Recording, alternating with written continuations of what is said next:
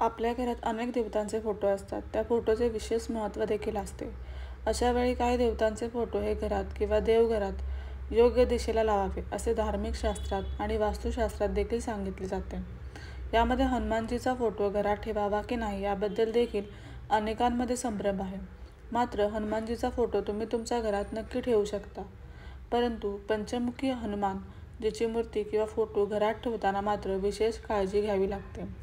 पंचमुखी हनुमान जीचा फोटो हा योग्य दिशेलाच लावावा लागतो, तरच त्याचे शुभ परिणाम मिळतात, अन्यथा व्यक्तीच्या आयुष्यावर नकारात्मक परिणाम होताना दिसतात.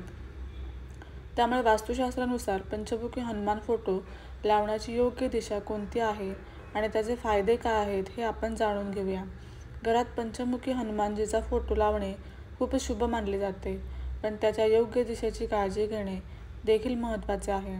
वास्तुशास्त्रानुसार पंचमुखी हनुमानजीचे चित्र दक्षिण दिशेला ठेवणे सर्वोत्तम मानले जाते.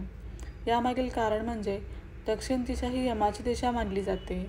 पंचमुखी हनुमानजीचे चित्र या दिशेला ठेवल्याने भीती दूर होते आणि घरातून नकारात्मकता देखील दूर राहते. तसेच यामुळे घरात नकारात्मक ऊर्जा प्रवेश करू शकत नाही. याशिवाय नैऋत्य कोपऱ्यात देखील पंचमुखी हनुमानजीचे फोटो ठेवणे खूप शुभ मानले जाते.